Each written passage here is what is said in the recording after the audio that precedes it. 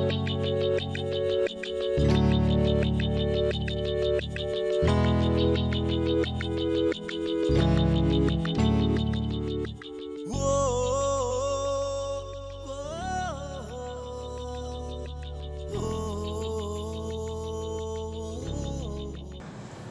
मैं आपको अपने YouTube channel the world today में खुशामदीद कहता हूँ। आज का मौजू है, क्या पाकिस्तान में आइन की और क़ानून की हुक्मरानी एक ख्वाब है या हकीकत। सुप्रीम कोर्ट का जो फैसला आया है 7 अप्रैल को, जिसमें जो डिप्टी स्पीकर कौमी असम्बली ने इजलास को मुलतवी कर दिया और वोट ऑफ नो कॉन्फिडेंस को जो है वो भी ख़त्म कर दिया, और फिर वज़ीर साहब ने एक एडवाइस भेजी प्रेसिडेंट को, जिसमें कि असम्बली कौमी असम्बली को तोड़ने की सिफारिश की गई, और उस एडवाइस पर उन्होंने अमल दरामद किया और एक बहरान की सी कैफियत जो है वो पैदा हुई। तो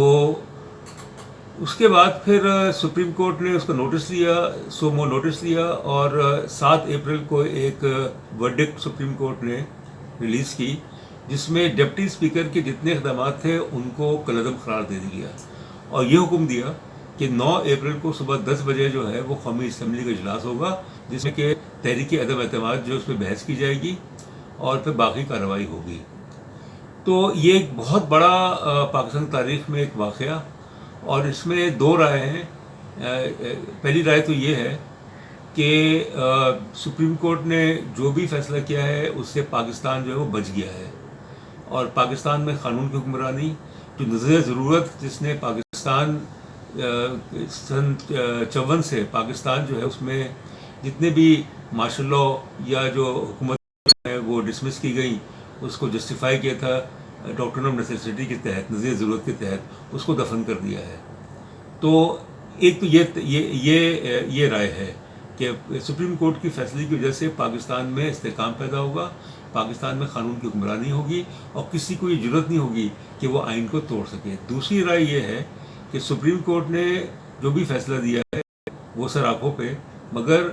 बात यह है कि डिप्टी स्पीकर ने अगर कोई रूलिंग दी थी तो कोई किसी वजह के तहत दी थी कि एक बैरूनी साजिश थी, और जिसके नतीजे में ये मनसूबबंदी की गई कि तहरीक अदम एतमाद के ज़रिए वज़ीर-ए-आज़म की हुकूमत को ख़त्म किया जाए। तो अब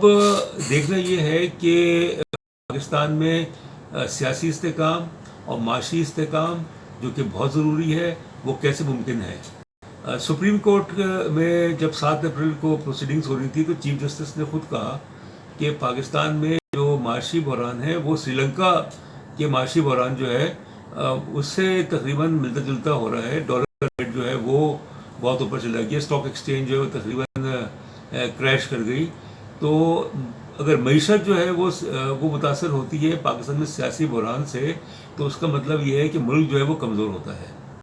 तो इसलिए ये एक उम्मीद की किरण है कि जो फैसला आया है सुप्रीम कोर्ट का, कि उस पर अमल दरामद है। कोई ऐसी कोशिश नहीं की जाए हुकूमत की तरफ से या कहीं और से कि इस फैसले की राह में रुकावटें डाली जाएँ, और क्योंकि 9 अप्रैल को तहरीक अदम एतमाद पे बहस होनी है, उस पर वोटिंग होनी है, और उसके बाद अगर तहरीक अदम एतमाद जो है वो कामयाब हो जाती है तो नए कायदे ऐवान का यानी नए वज़ीर-ए-आज़म का इंतखाब होगा। अगर कोशिश की गई इस सारे अमल को सबोताज करने की, तो इसके नहायती भयानक नताइज बरामद होंगे। अपोजिशन जो है वो दोबारा सुप्रीम कोर्ट में जाएगी कि कंटेम्प्ट ऑफ कोर्ट हुआ, और फिर एक नया बहरान जो है वो पैदा होगा। तो इसलिए मैं ये कहूँगा कि पाकिस्तान की जो 22 करोड़ अवाम है वो अपनी तकदीर जो है वो इसको अपने हाथों में लें।